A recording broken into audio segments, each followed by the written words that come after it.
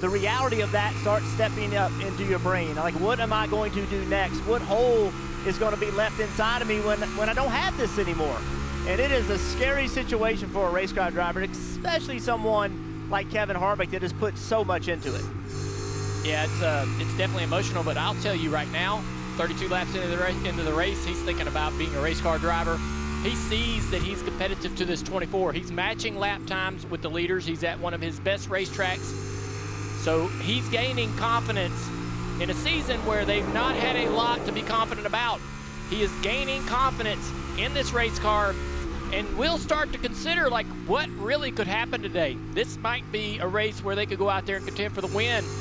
At the very least, continue that streak of 20 record straight top 10s at this racetrack.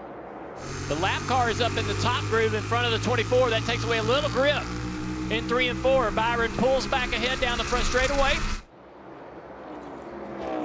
Now the final lap of stage 1. And Harvick again hugging that yellow line. Again to the top of the racetrack, Rick. That lap traffic's making it a little difficult on the 24, but he clears again. It's Todd Gilliland just in front of the 24. Both go down to the yellow line through 3 and 4. And William Byron is going to come out of 4, and he will win stage 1. Yeah, it gets really tight off of turn 2. Just had to make an extremely aggressive move to try to get underneath Buescher, and when he did, look at the rear tires. Actually left a little rubber on the racetrack. The car almost spun to the right. When he makes this move, the car almost spins to the right. Very reminiscent of how cars drove it down the back straightaway at Rockingham and worn out racetracks. But look at him. Had to live about wrecked that race car right there, and I bet that surprised him. When he was running the bottom, he was running the line. He was not under. Okay, got it. Yep.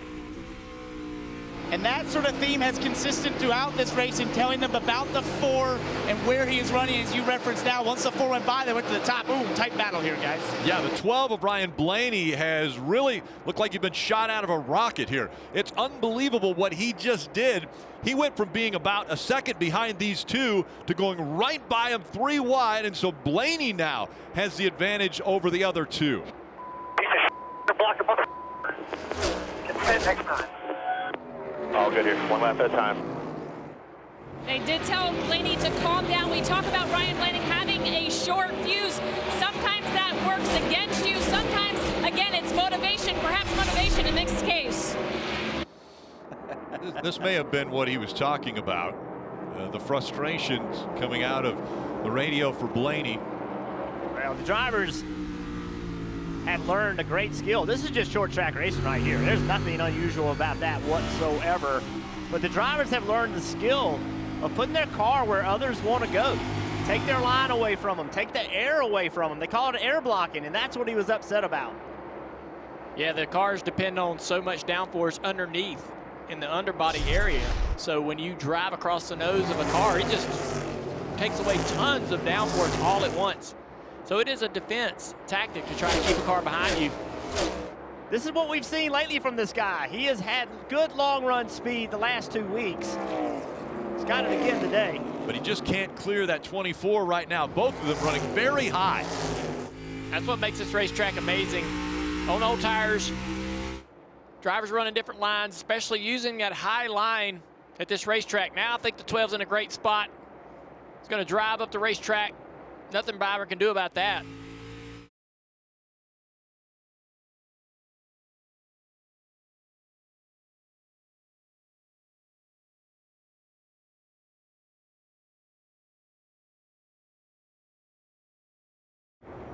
And you see this car blow the right front tire, and I think that he took the car up the racetrack into the wall. We're watching the steering wheel here, but when it blows, he doesn't drive down across the racetrack so that the impact with the wall will be at a massive angle.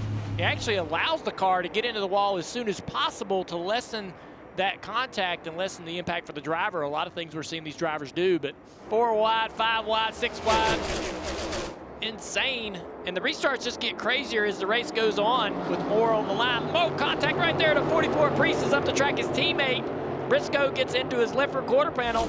How are they going to blend in with all these cars? It's going to be difficult in turn 3. Making it out of there. Now they're going to go into turn 1. See how this works out. 4 wide. He has been absolutely silent on the radio. No information for Rudy Fugle to work with. So what were you guys like as a driver? Silent or were you vocal? I wanted the crew chief to ask me what he wanted to know. I mean, I'm concentrating on driving this car the best I can. I want to run through this next corner as best as possible.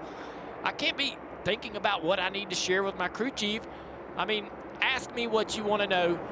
I will happily tell you how the car's driving, but I'm going to be solely focusing on trying to get the car around the racetrack, particularly as I'm losing ground and losing positions. I'm going to be trying to move around and find a better line to run, but I know I need to give my crew chief information, but I need him to sort of pry that out of me, ask me what he wants to know. And Larson's not doing anything wrong. Larson is running the bottom of the racetrack. Now Blaney trying to get to the outside here. He's finally going to get there now. He's got great momentum down the front straightaway. In position to finally make this pass happen. He actually kind of washed up on corner exit, had to lift.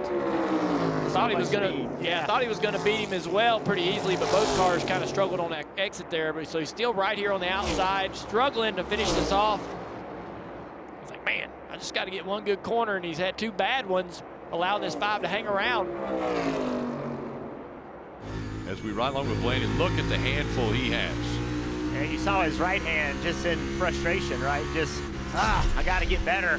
Here he is, still continuing to fight, get on the outside. And he knows if he could have that rear grip, how much better he would be. But William Byron is saying the same thing. Neither one is as good as they need to be.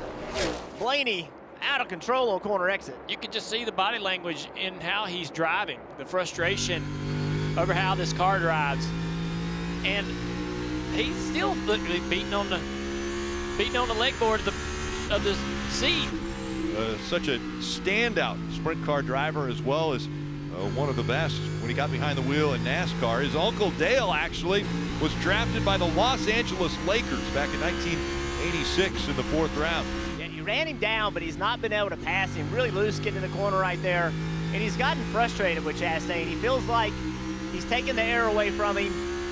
If he could get by him, he feels like he could drive away from him. But Chastain is not going to give this lead up easily. We've seen Ryan's hand off the wheel multiple times in frustration, but I think he needs to remember what the goal is here. That was a pretty good little corner right there, almost to the left rear quarter panel of Chastain. Now Chastain's moving around a little bit, now to the bottom of the racetrack. What a masterful job by Blaney. Not over driving the corner and just not happy. How you doing? Not happy. We didn't even need to hear the radio on that one. As now he's down on the apron, trying to make the pass on the 1. Door to door as they come out of the turn. Inches apart for the lead here at Phoenix. Traffic right in front of them, Rick, could play a part. It's going to slow one of the cars down, be a disadvantage to one of the cars as they're side by side down the front straightaway. I feel like this is where Blaney has an advantage, though. He rolls the bottom so well. I just feel like that 51 of Newman is going to play a role in this one way or another. Going to dive out of the way there, try to allow these guys to race it out. Blaney to the bottom again.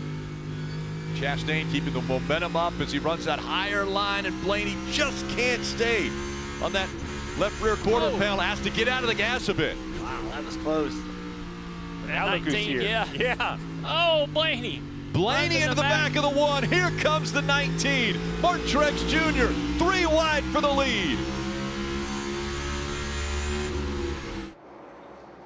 Chastain shooting back out in front, but Blaney now on the bottom of the racetrack, getting aggravated. Almost contact for the 12 into the outside wall off of 4. 51 laps remaining in the season and this championship hunt. That 19 right there is bothering that 12 just a little bit on entry there. Whoa, Blaney way loose. Big wobble. Gotta be smart here. Byron behind him, the quickest of the 3 by half a tenth. Keep in the hunt. The 12 is melting down. Stay in the freaking hunt. He's only 2 ahead of you. My man Rudy Fugle is scanning and he is selling, and I love it. The 12 is melting down. You know him. He can imagine it. That's a motivational radio right there. You can hear the excitement. Look at him. That is a red-faced, fired-up Rudy Fugle. I believe that, you know, to Blaney's defense, everybody for years has driven home the idea that to win the championship today, you've got to win this race. And so, you know, he thinks that is the only goal and the only way that he gets that championship today. Larson up the racetrack, and he slides up in front of the 11. The one way up against the wall. Larson trying to take the lead away. Blaney had to lift right there. The 24 takes that spot back away. Byron. Larson can't clear the one, but he's in front of the other two Champ 4 contenders. Now a big run by the 12 of Blaney. He tries to go to the high side as the 24 of Byron way down, cutting the dog leg. Blaney countered it, though, with a lot of entry speed to stay alongside him. Byron did a great job of shortcutting the front stretch. But Blaney is a good move. Oh, he's trying to block, trying to cut down on that 24 on entry. Almost to the inside, Rick. Right to the back bumper. Blaney looking very strong now. Under 27 laps to go. He got held up there by the 5 just a bit. That's allowing Byron to close the gap. Just getting so close. He's going to stay higher than Larson as Larson ducked back to that yellow line. Drifts up the racetrack right in front of the 12. Blaney gets a little loose. Larson, big loose right there. Now Blaney to the outside. Larson slides up the racetrack, trying to take the line away. For the championship. Now less than 21 laps to go. Contact right there.